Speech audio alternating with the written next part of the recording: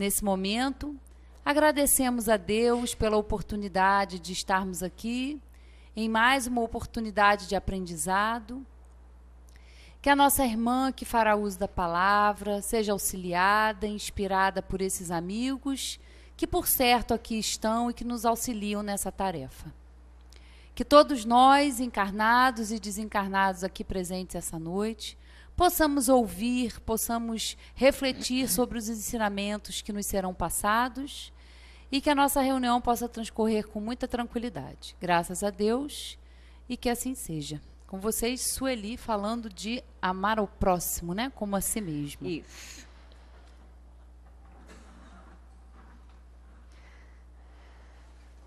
A boa noite para todos nós. Vamos para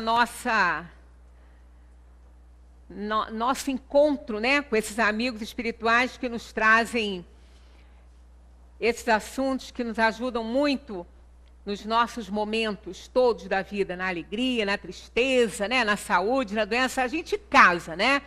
A gente casa com a doutrina espírita. Eu trouxe esse tema hoje porque acho que, não sei, né, de outras pessoas, mas no momento que eu estou vivenciando, né, eu nunca tive um momento assim que eu acho que isso aqui fosse tão importante para a nossa evolução. Eu acho que a gente está num ponto que não tem como sair disso aqui. Porque isso aqui resume tudo o que nós temos que fazer, o que nós temos que ser, para a gente poder dar mais certo, né? Para a gente viver numa sociedade melhor. Então, acho que esse é um momento muito importante, né, que o país está vivendo, para a gente reconhecer a necessidade da gente fazer alguma coisa, fazer a nossa parte completa, né? Porque às vezes a gente fala assim, fazer a nossa parte. Eu faço a minha parte, mas será mesmo que a gente está fazendo realmente a nossa parte? Aí quando eu deparei com esse resumo que Jesus fez dos 10 mandamentos, que como eu costumo brincar, é coisa demais para lembrar. 10 mandamentos, Deus me livre de lembrar disso tudo, né? Pois é, mas não tem problema. Jesus, quando veio para cá, ele resumiu tudo em 2. Amar a Deus sobre todas as coisas e ao próximo como a si mesmo. Tá vendo? É facinho de lembrar. Mas não basta lembrar, né? Lembrar só não resolve. O que a gente precisa é lembrar, incorporar essa ideia aos nossos pensamentos para poder transformá-los em ações, né? Então vamos ao que os espíritos têm a nos dizer sobre esse assunto. No Evangelho segundo o Espiritismo, nós temos os fariseus, tendo sabido que ele tapara a boca aos saduceus, reuniram-se. E um deles, que era doutor em lei, para o tentar, propôs-lhe esta questão: Mestre, qual o mandamento maior da lei? Jesus respondeu: amarás o Senhor teu Deus de todo o teu coração, de toda a tua alma e de todo o teu espírito. Este, o maior e o primeiro mandamento. E aqui tendes o segundo, semelhante a esse: amarás o teu próximo como a ti mesmo. Toda a lei e os profetas se acham contidos nesses 2 mandamentos. Está vendo? Ele mesmo disse que resumiu os 10. Está vendo? Ó? Toda a lei e os profetas se acham contidos nesses 2 mandamentos. Então a gente não tem por onde escapar. E nós vamos ver que se nós fizéssemos isso aí, nós não teríamos problemas nenhum. Ninguém precisava se preocupar com nada. Nós não teríamos temores. O que nos aterroriza hoje, isso não existiria. Né? Ninguém teria que temer. Nós temos medo do semelhante, isso é triste. Se a gente estiver caminhando aí na avenida, estiver assim meio deserta, ela anda meio escura, né? escutar um barulho, a gente olhar. Primeiro a gente vai ter medo de olhar, né? Que vai que, né? Mas aí se aproximar, a gente olha, né? Quando vira para trás, que olha, que vê que é um cachorro, a gente agradece a Deus e ainda traz um pouquinho para o bichinho nos acompanhar. Mas se for uma pessoa, a gente tem medo. Se a gente não puder definir, não puder fazer assim uma ideia, a gente vai acelerar o passo e vai correr. Olha que ponto que a gente chega, não é? Ter medo do ser, que sem ele, sem o semelhante, a gente sequer falaria. Porque a gente aprende a falar porque ouve outros falarem. Por isso que o surdo não fala direito. Então, o semelhante é o que há de mais importante na nossa vida. Nós necessitamos dos outros. Não fazemos nada sozinho. Tudo a gente precisa de alguém. Nós nunca nos bastamos e a gente está com medo. Está com medo de auxiliar alguém, porque pode ser uma emboscada, um carro na estrada parado pedindo socorro, as pessoas têm medo de parar. Olha que ponto, né, que a gente chega. Quer dizer, se nós seguíssemos esse mandamento de Jesus aí, nós não teríamos esse medo, porque a gente ia ter certeza que ninguém ia nos fazer mal, porque nós iríamos ser amados como aquela pessoa se ama. Mas isso aqui a gente sabe que está um pouquinho longe ainda da nossa capacidade e potencialidade, que são os espíritos inferiores. A gente reconhece, os espíritos também reconhecem, mas a gente não pode se acomodar nessa questão. Precisamos fazer a parte que nos toca. E a gente bem que pode. Tem muita coisa que a gente pode fazer. Nas 873, Kardec pergunta: o sentimento de justiça é natural ou resulta de ideias adquiridas? Por quê? Porque para incorporar esses dois mandamentos maiores, a gente precisa ser justo. Quem não tiver humildade não alcança justiça, e quem não conseguir ser justo não consegue amar nem a Deus sobre todas as coisas, nem ao próximo como a si mesmo. Então, as coisas estão aí entrelaçadas, né? Aí eles respondem: é de tal modo natural que vos revoltais ao pensamento de uma injustiça.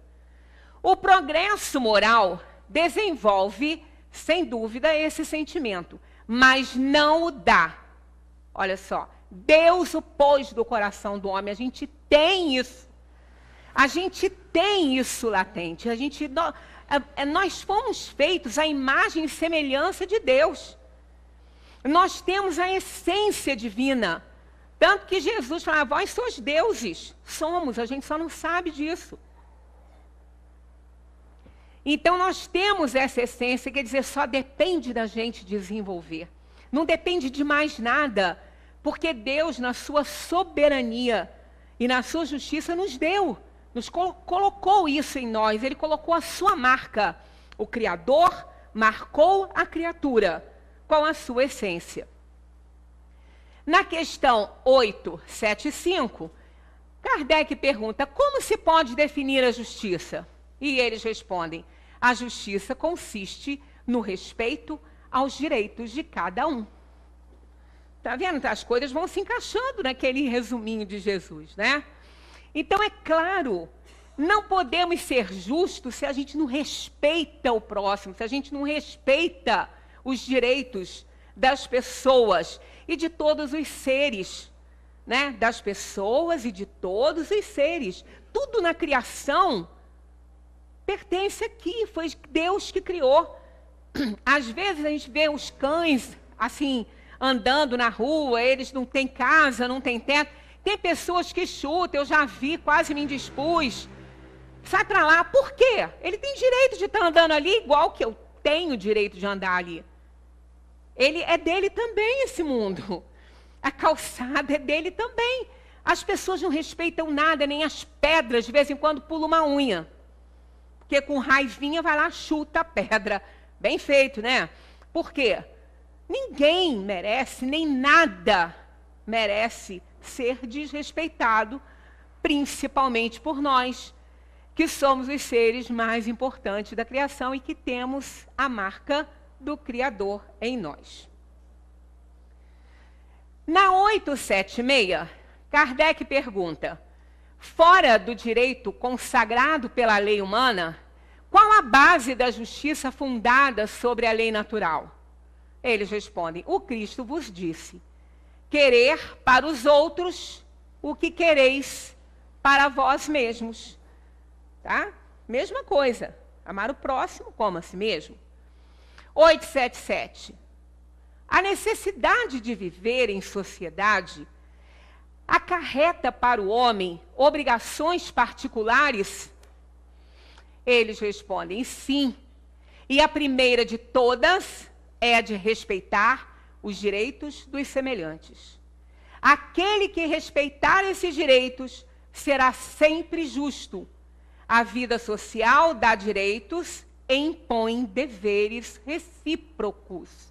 Está vendo? Recíprocos. A gente, às vezes, ignora determinadas palavras que têm peso forte, né? Nós levantamos muitas bandeiras para os nossos direitos e, às vezes, nenhuma para os nossos deveres, né? A gente quer saber sempre: eu quero meus direitos. Quero justiça para os meus direitos. E justiça para os nossos deveres. Quando é que a gente vai querer? Porque para que os direitos de alguém sejam respeitados, alguém tem que cumprir deveres. Porque as coisas também caminham aí, uma complementando a outra. Então a gente vai percebendo que nós, né, estamos às vezes muito aquém daquilo que a gente acha que está. A gente pensa que é mais do que na verdade é. Porque nós fazemos coisas que a gente não acha que sejam importantes para causar problemas a outrem, mas são sim. Esta força interior que nasce, cresce e viceja na consciência humana, orientando e dirigindo a nossa conduta, é o direito, e sua aplicação é a justiça. Ela tende naturalmente a desenvolver-se, determinando e acelerando a marcha evolutiva do espírito. Então, precisamos da justiça, né, para aplicar o direito, e daí, nessa justiça, está inclusa os nossos deveres. Estão inclusos os nossos deveres. Né? Não podemos nem pensar diferente a respeito disso aí. Não tem nem como, né? A ideia de justiça palpita em todo o ser consciente. Vamos analisar, todo mundo que já lidou com várias crianças já percebeu isso, né? A criança que recebe uma porção de uma guloseima qualquer, de parceria com outras, compara logo a parte que lhe tocou com as demais, reclamando sempre que se vê prejudicado. Né? Quando a gente, às vezes, faz de propósito, assim, quando está em alguma dinâmica de grupo com criança, a gente, quando eles começam a observar que fulano ganhou mais, e aquilo é uma briga só. Mas por que que ele ganhou mais? Aí, uns dizem que ela está sendo egoísta. Não está, não. É aí que a gente vê o clarear da justiça já na mente da criança. Ela está se achando injustiçada. Ela está no mesmo grupo. A distribuição da guloseima não estava atrelada a nenhuma atividade anterior para que ela, se ela não tivesse feito, ganhasse menos, nada disso. Todo mundo estava ali brincando e foi dado um pouquinho de coisa para cada um. Chegou uma, ganhou um pouquinho. Ela gritou, ela tem razão? Total. Tem que reclamar, sim. Ela está se sentindo injustiçada, ela tem que saber por quê. Por que ela recebeu menos? Agora, vai ver. Se o coleguinha do lado, que recebeu mais do que ela, por isso que ela recebeu menos, reclamou. Ficou quietinho. Por que ele ia reclamar? ele foi beneficiado, né? Ele estava com mais. O outro que se cuide, né? Que reclame. Eu não, recebi, tá ótimo, é para mim mesmo. Aí, sim, né? Olha só, vamos na criança que reclama porção igual, vemos na criança que reclama porção igual, vislumbres da luz da justiça a despontar na mente infantil. Quanto às que se calam, recebendo mais, assim procedem pelo poder do egoísmo, sendo este, aliás, o critério que vigora não só entre as crianças, como na sociedade também dos adultos, né? Aí é que tá. É aí que entra o problema. A gente quer os nossos direitos, mas e os deveres? Aonde que ficam? Né? A gente não se importa muito com isso. Aí depois reclama da situação que está vivendo. Mas a gente não vê o que faz. Daí, a sentença evangélica: não faças a outrem o que não queres que os outros te façam. Esta máxima exprime bem o espírito de justiça, muito bem. Essa máxima é ótima, porque a pessoa vai ser justa, né? Se ela fizer para o outro aquilo que ela quer que faça com ela está sendo justa. Zé costumava falar, mas e se o que ela quiser para ela eu não quiser para mim? Aí já é um problema meu, se eu não quiser para mim. Mas ela está certa, porque ela está oferecendo o que ela tem de melhor, porque o que ela quer para ela está sendo justa. Se eu acho que o que ela vai me oferecer não serve para mim, aí é um julgamento meu, mas a atitude dela estará certa, né? Porque ela está dando o máximo que ela pode. Então, assim como não queremos receber menos, também não devemos desejar receber mais. A mesma falha que notamos quando alguém recebe mais, persiste quando somos nós os beneficiados. Né? A mesma coisa. Não tem 2 pesos e 2 medidas para isso aí, não. Demais, cumpre considerar que não é propriamente na igualdade da distribuição que está a justiça. A justiça se manifesta no dar a cada um o que é seu, o que lhe pertence, isto é, aquilo a que faz jus e tem direito. Tá? Então, olha, isso é tão importante para a compreensão, né, de um sistema social importante,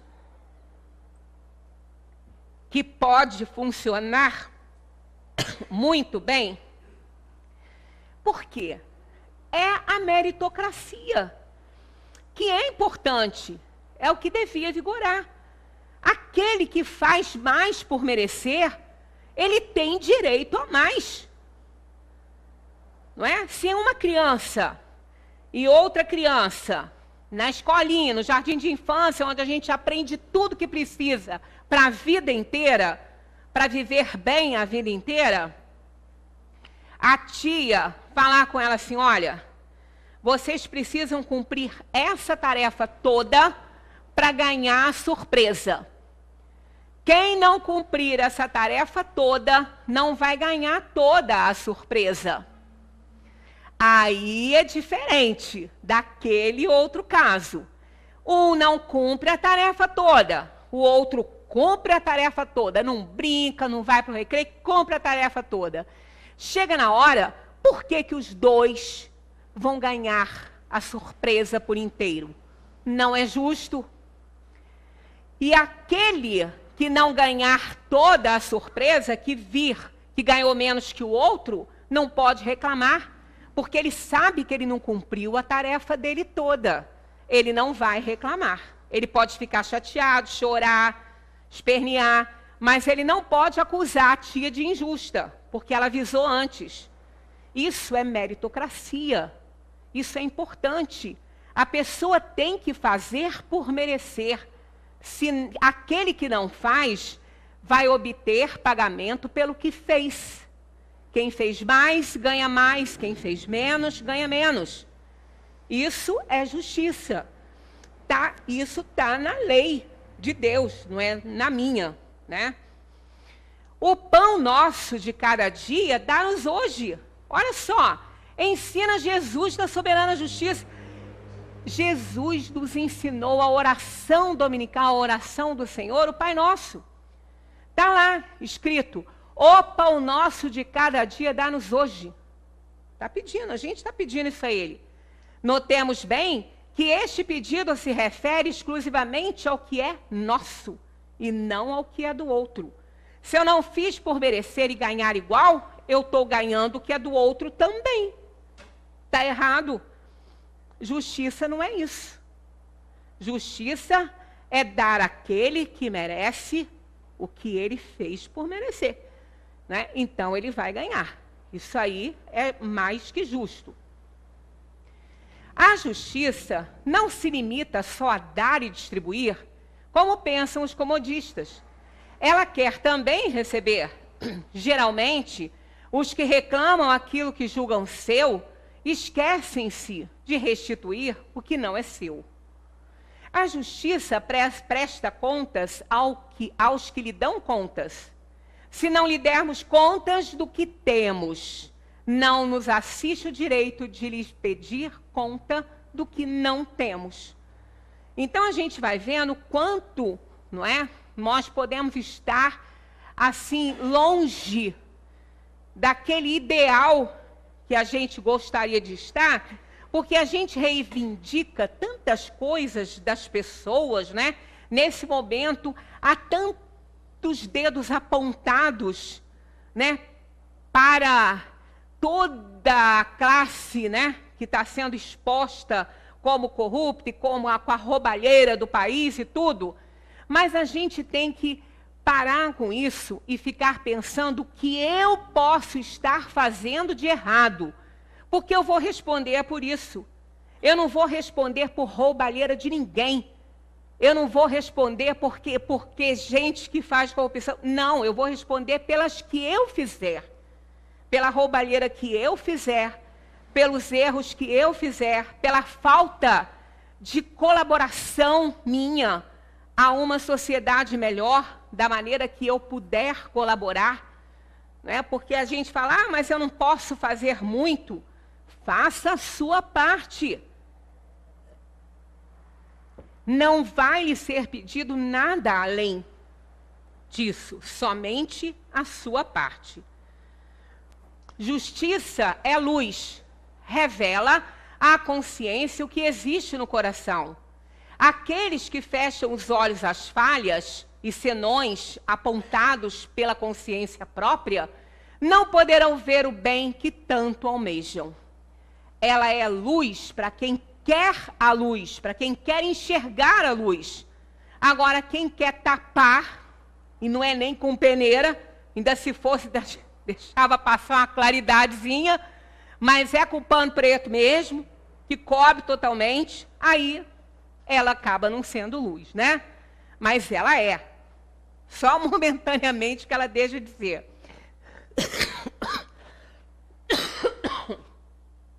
A justiça é lei. Sendo esta, como é, perfeita, é por isto mesmo imparcial. A lei é ordida de deveres e direitos. Estes decorrem daqueles. Desfrutar direitos sem cumprir deveres é a velha utopia dos egoístas. Nós não podemos esquecer que um pouco de egoísmo todos nós temos. Somos espíritos errantes, em provação e expiação, num planeta assim. Somos inferiores, mas não vamos encostar nisso, né? Porque isso só vai atrasar a nossa vida. O reconhecimento do nosso nível evolutivo é importante, não para justificar nossos erros, e sim para fazer que a gente melhore. Reconhecer erro nos ajuda a não errar erros velhos. Dai a César o que é de César. Adoro essa parte do Evangelho, adoro. Adoro porque mostra, sabe, toda a moralidade do Cristo, toda a autoridade que ele demonstrava, liderança, justiça, tudo. Né? Tudo que ele fez revela isso, mas essa passagem eu gosto muito. Os fariseus, tendo-se retirado, entenderam-se entre si para enredá-lo com as suas próprias palavras.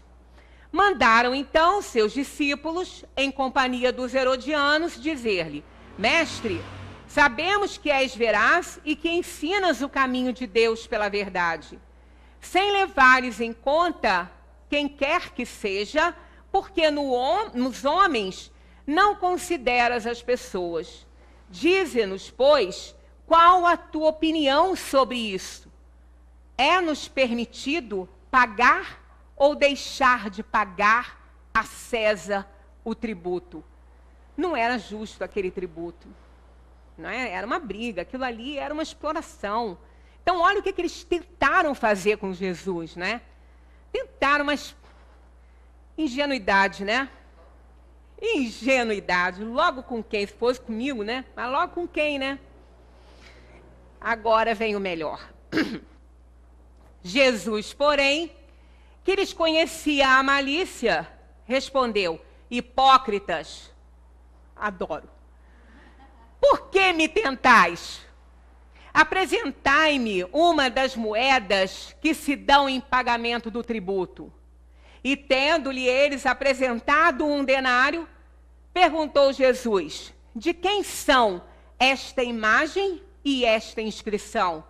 De César, responderam eles.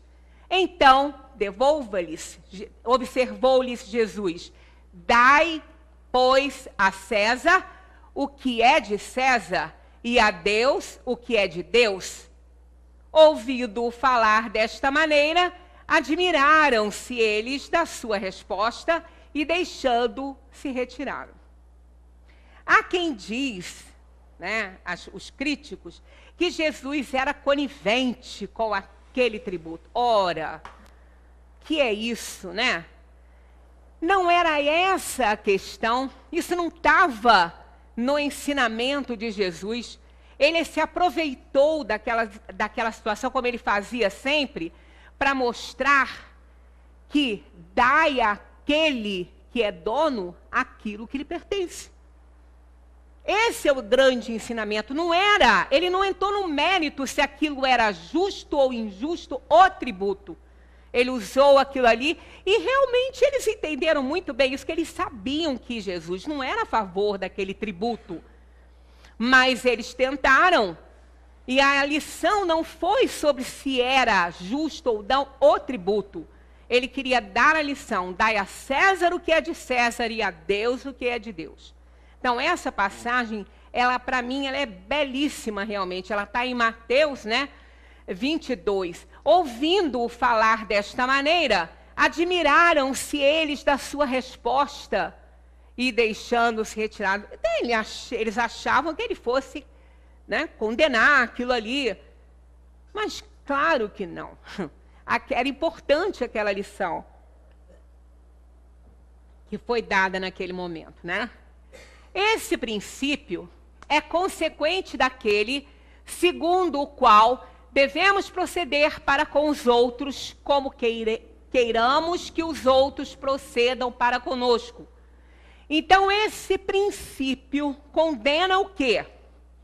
Todo prejuízo material e moral que se possa causar a outrem. Então, o princípio, dai a César o que é de César e a Deus o que é de Deus, é isso. Condena todo prejuízo material e moral que se possa causar a outrem. Condena toda postergação de seus interesses. Prescreve o respeito aos direitos de cada um, como cada um deseja que se respeitem os seus. Estende-se mesmo aos deveres contraídos com a família, a sociedade, a autoridade, tanto quanto com os indivíduos em geral. Mais abrangente, impossível, né? 878. Podendo o homem iludir-se quanto à extensão do seu direito, o que o deve levar a conhecer-lhe os limites? Né? Como que eu posso saber qual é o limite do meu direito? Olha que simples, olha. O que a gente não faz, né? Olha lá. Os limites do direito que reconhece para o seu semelhante em relação a ele na mesma circunstância e de maneira recíproca. Quer dizer, em relação a ele, a si próprio. Então, eu reconheço o limite do meu direito, aquele que eu quero que reconheça para mim. Amar o próximo como a si mesmo. Querer para o outro aquilo que você quer para você. É tão simples assim. Isso a gente ensina no jardim de infância. Eu não, que eu nunca trabalhei com jardim de infância, mas quem trabalhou ensinou isso. Bateu no amiguinho? Você vai querer que o amiguinho te bata? Não, então você não pode fazer. Você só pode fazer com ele o que você quer que faça para você. A gente aprende lá, mas não adianta nada. Saiu da portãozinho de jardim de infância, a gente esquece tudo. Nem lembra do que foi. Mas olha, não é simples. Os limites do direito que reconhece para seu semelhante em relação a ele. Na mesma circunstância e de maneira recíproca. Igualzinho, né? Esse toma lá da cá é bom. Bom, mas se cada um, eu botei a pergunta separada da resposta, que a resposta é grandinha, e essa pergunta é ótima. Essa pergunta nós faríamos se ela não estivesse lá, só que Kardec era muito mais inteligente do que nós e botou, né? Então, olha lá, ó. 878A é um desdobramento da outra. Mas se cada um se atribui a si mesmo os direitos do semelhante, em que se transforma a subordinação aos superiores? Não será isso a anarquia de todos os poderes?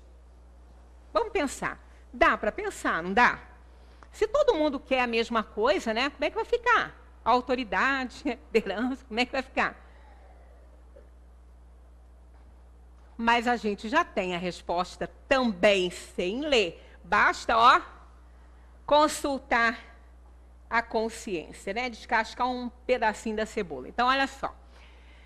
Os direitos naturais, é a resposta àquela pergunta. Os direitos naturais são os mesmos para todos os homens, desde o menor até o maior. Olha lá. Direitos naturais são os mesmos, iguaizinhos, para todos os homens, desde o menor até o maior. Deus não fez uns de limo mais puro que outros, e todos são iguais perante Ele. Esses direitos são eternos. Que são esses direitos naturais, né? Direito à vida, direito à preservação da vida, preservação da saúde, direito à educação, direito ao trabalho, direito a ir e vir, direitos naturais. Todo mundo tem que ter isso. Os mesmos direitos. Todas as criaturas devem ter tudo que é básico para suas necessidades, atender suas necessidades. São os direitos naturais, né, de se desenvolver. Para se desenvolver precisa ter saúde e tal, tudo. Não vamos colocar a questão kármica aí, não. Isso é outra história. Estamos falando em direitos naturais e os karmas não são nem naturais, né? Porque depende das nossas infrações, que se não acontecem, não teremos dor nem sofrimento. Então, ele é o retorno, né? As expiações é o retorno daquele mal que a gente fez para que a gente possa resgatar esse passado. Os estabelecidos pelos homens, já não são aqueles, perecem com as suas instituições. De resto, olha que importante isso aqui, por isso está em vermelho, ó. Cada qual sente bem a sua força ou a sua fraqueza, e saberá ter sempre uma certa deferência para aquele que o merecer por sua virtude e seu saber. Está vendo? Então, a gente não corre esse risco. Não corre o risco que a gente havia pensado. Porque nós reconhecemos, quando a gente quer, o que a gente é capaz e sabe muito bem fazer, louvar aquele que sabe mais e que tem mais para oferecer.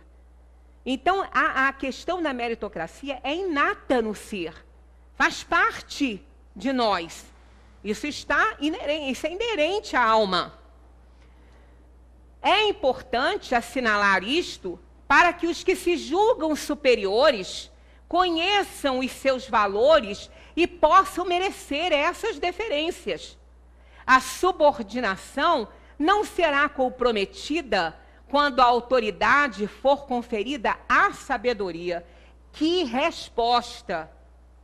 Que resposta maravilhosa! É perfeita, ela é totalmente encaixada.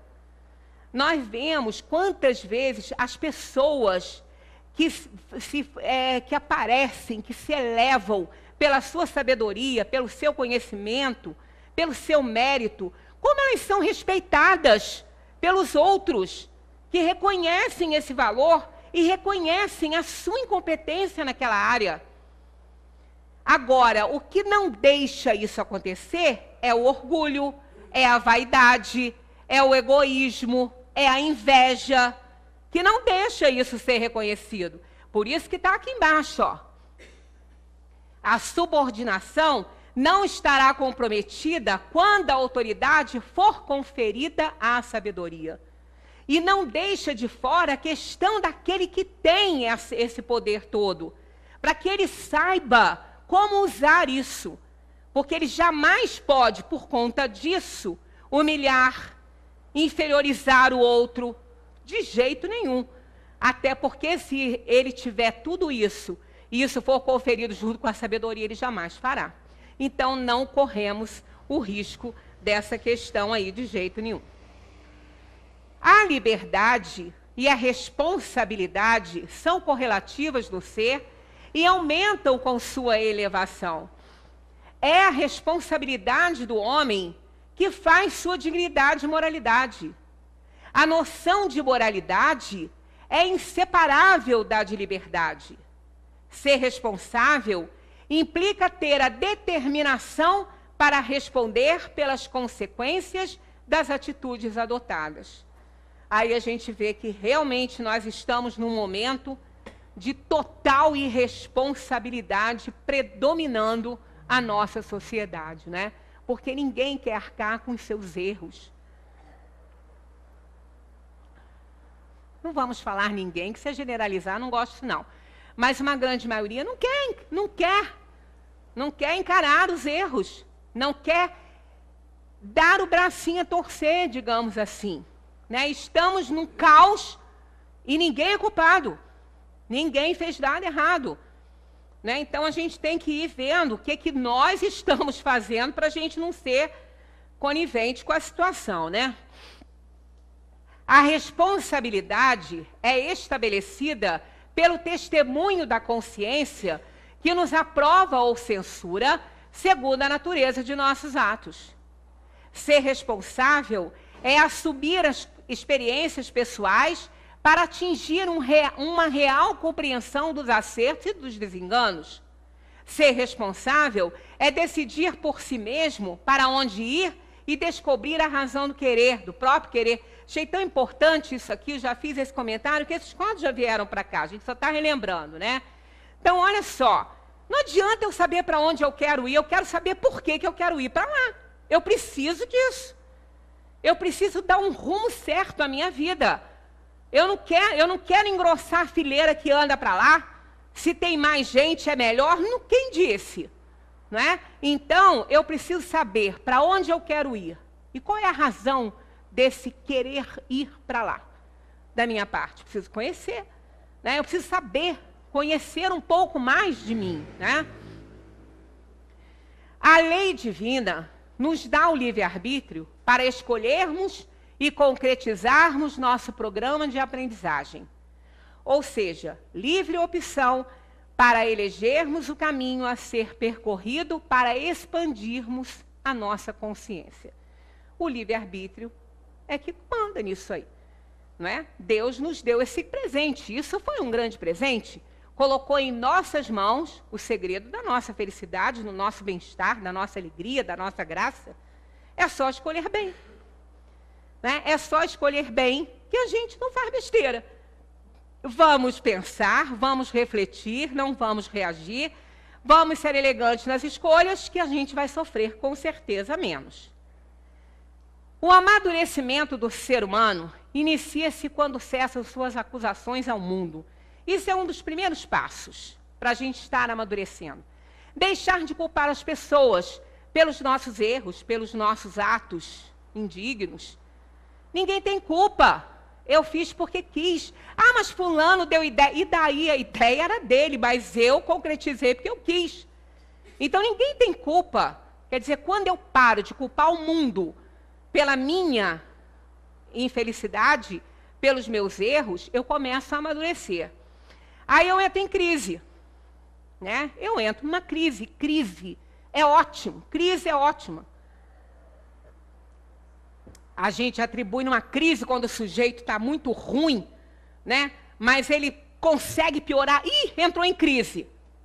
Mas pode ser uma boa, ele pode sair melhor dali. Olha só. O que é crises? Crises, né? Crise vem de crises. Segundo os gregos, essa palavra tem como significado o estado das situações e ações quando em mudança.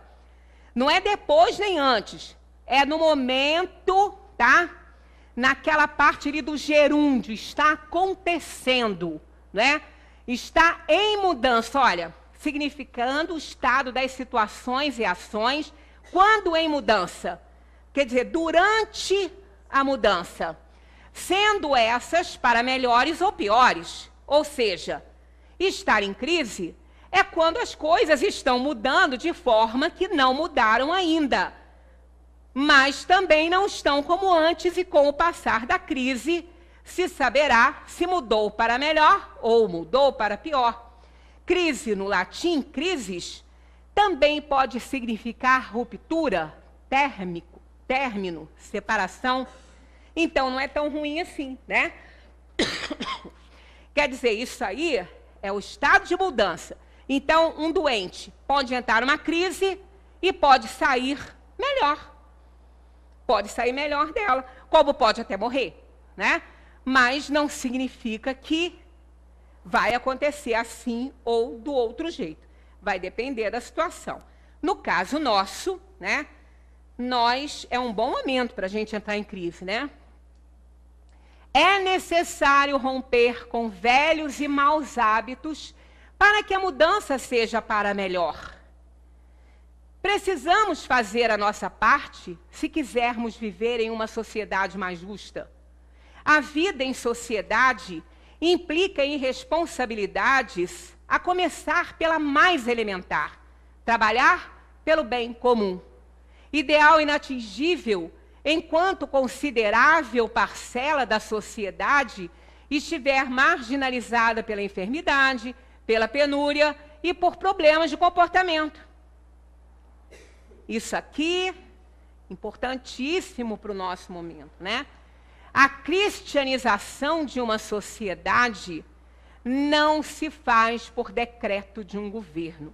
Isso está escrito num dos livros do Simonetti, que eu nem não sei qual, por isso que eu não botei aqui, porque eu não me lembro qual. Mas eu gravei na época que eu usei isso.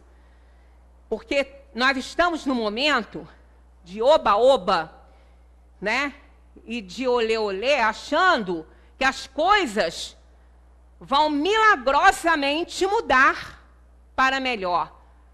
Mas não é bem assim, né? Não é bem assim, né, Magui? Magui adora essa frase. Não é bem assim. Porque realmente, né? Quem precisa mudar somos nós. Um país só muda quando o seu povo muda. Quando quer mudar para melhor, quando quer fazer melhor. Eu trouxe até um videozinho para a gente colocar aqui, mas a gente está com mais coisa aqui, a hora está avançando.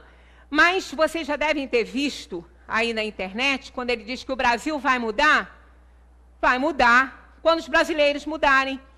Quando a gente parar, né, de cometer infração, quando a gente passar a frequentar a reunião escolar dos pais, na escola dos filhos, né, reunião de pais, quando a gente parar em vaga de deficiente e de idoso, quando a gente respeitar leis de trânsito, né? Quando a gente passar a devolver o troco que veio a mais, quando a gente fizer as coisas direito, quando a gente respeitar leis. Porque não adianta criar leis, fazer decreto para criar leis, para quê? As que estão aí não são respeitadas. Mas por quê? Por nós. Eu já comentei uma vez com vocês, né? Que eu estava com uma amiga, isso depois virou piada aí na internet há muito tempo, mas isso já tem muitos anos. Eu dava aula com lá bem longe daqui, ela pegava carona comigo, mas nesse dia ela foi no carro dela, eu fui com ela, aí ela entrou na avenida direto ali, igual que eles entram aqui na ponte, né? Que não pode passar para o outro lado. Ela entrou também lá embaixo. Aí o tinha guardinha com apitinho naquela época. Aí fez ela parar. Aí ele falou assim, por que é que a senhora entrou aqui? Sabendo que não pode, porque tem placa. Porque eu não vi o senhor aí. Ela falou e riu e estendeu a mãozinha para receber a multa. Falou, seu guarda, estou errada. É isso. Né? Aí, mas isso não é nada perto da roubalheira do país. Não. Tá. E se você atropelasse alguém? E se você batesse em outro carro? E se você caísse dentro do rio e morresse? Não é nada demais. Por quê que vai ser? Por que ultrapassar um sinal fechado? Por quê? Não dá nada, só vou passar. Vai pegar outro carro, vai matar a família inteira. Não é nada demais. Não é nada demais tomar um pouquinho e dirigir. Por quê? Porque se você não morrer, você vai matar alguém. Mas se matar, como vocês falam, estava na hora dele morrer. Mas não precisava ser pela tua mão, né? Então, o brasileiro precisa parar de dar jeitinho. Porque é uma vergonha. O jeitinho brasileiro é conhecido no mundo inteiro. No mundo inteiro. Aonde você vai, tem jeitinho brasileiro. Quem já saiu do Brasil já ouviu isso lá fora. Eu que saí pouco já ouvi. Tá? Então, olha, a gente fica com vergonha. Porque reclama do outro, reclama desse governo, do outro governo. É porque é tanto governo com ismo, né? É capitalismo, é socialismo, é tanto ismo que bastava ficar sem um ismo para dar tudo certo. O egoísmo. Era só ficar sem isso que ia dar certo, né? Mas a gente só reclama. A gente só culpa o outro. A gente não vê as besteiras que faz. Reclama que a vida está difícil, vai lá, compra um celular que custa mais caro do que ele ganha por mês. Custa mais do que o salário que ele ganha. Para quê? Isso é falta de conhecimento. Não é? Isso é ignorância. Se ele não tem pena do bolso dele, ele vai ter do meu? Claro que não. Então a gente precisa reconhecer que não dá mais para ficar esperando as coisas melhorarem de lá para cá. Porque o salvador da pátria não está em lugar nenhum além de dentro de cada um de nós. É dentro de cada um de nós que o salvador da pátria está. Então vamos revelá-lo, né? Paulo, em carta aos Efésios, no capítulo 5, versos 14 a 17, escreveu: Desperta, ó tu que dormes, levanta-te dentre os mortos e Cristo te iluminará. Portanto, andai prudentemente, não como nécios, mas como sábios, usando bem cada oportunidade, porquanto os dias são maus. Por isso, não sejais insensatos, mas entendei qual seja a vontade do Senhor. Olha, recado de Paulo, desperta, estamos dormindo. Comemorar um dia dos mortos. Que mortos? Nós, porque eles estão vivos. Mortos estamos nós, aqui. fazendo tudo errado e não querendo reconhecer os próprios erros, defendendo aquilo que a gente está vendo na cara que está errado.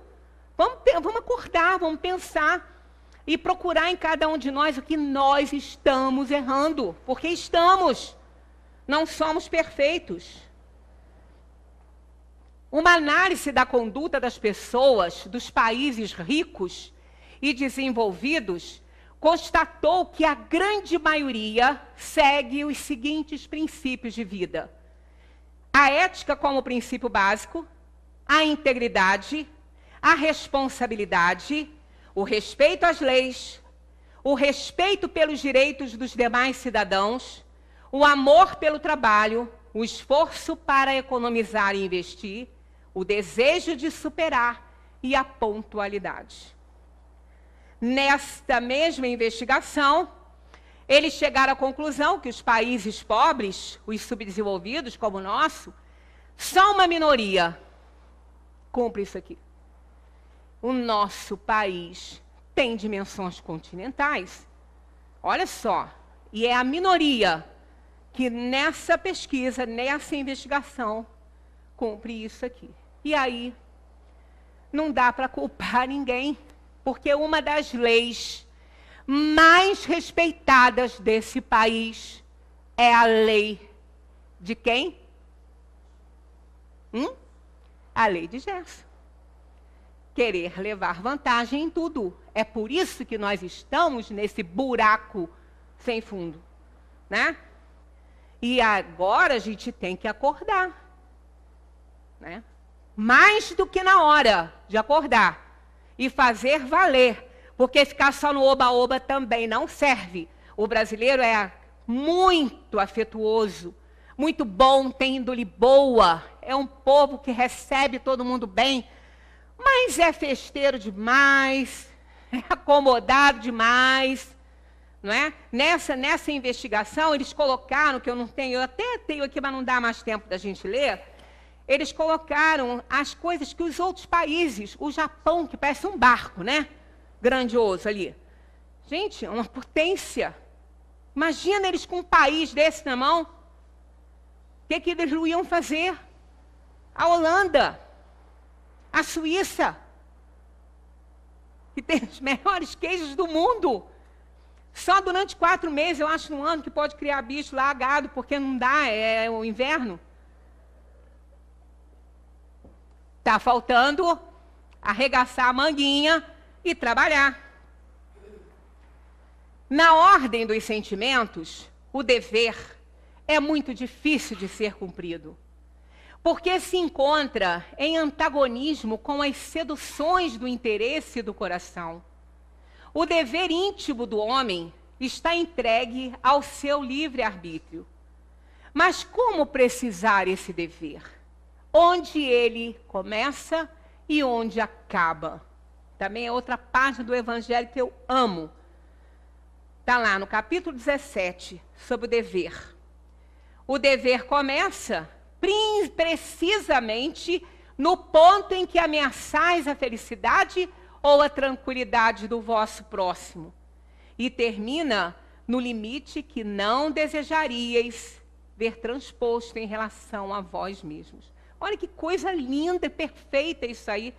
Eu, quando li isso pela primeira vez, passou. Depois, eu voltando ali, eu falei, gente, mas dever moral não era para ter fim, né? Claro que é. Nós não temos o direito de invadir as pessoas, a privacidade das pessoas e os desejos dessa pessoa, porque nem Deus faz isso. Ah, mas como você está falando? Não, não faz. Ele pode, mas ele não faz, porque ele nos deu livre-arbítrio. Ele não vai derrogar a própria lei que nos deu. A prova disso é que existem suicídios. E se ele interferisse diretamente, ele interfere, evidentemente, através do anjo da guarda, dos amigos, tentando evitar, aconselhar, socorrer. Mas chega um momento que ele nos entrega a responsabilidade pelos nossos atos. Então, ele não vai fazê-lo, ele vai deixar acontecer e nós vamos responder por isso. Então, o dever tem início e tem fim. E isso aí vai ao encontro de amar a Deus sobre todas as coisas e ao próximo como a si mesmo. É isso aí. Eu não posso, eu tenho que respeitar o meu próximo. Ah, então tem que deixar ele se desgraçar, não pode fazer nada? Diretamente ele não quer.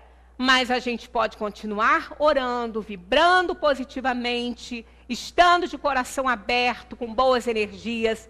Isso é muito. Muito mais que palavras. Mas invadir a privacidade do outro diretamente, a gente não tem esse direito. Tanto que uma vez eu passei com isso com uma pessoa muito querida, e essa pessoa deixou claro para mim, e eu já sabia disso, falei, devia ter posto em prática, né?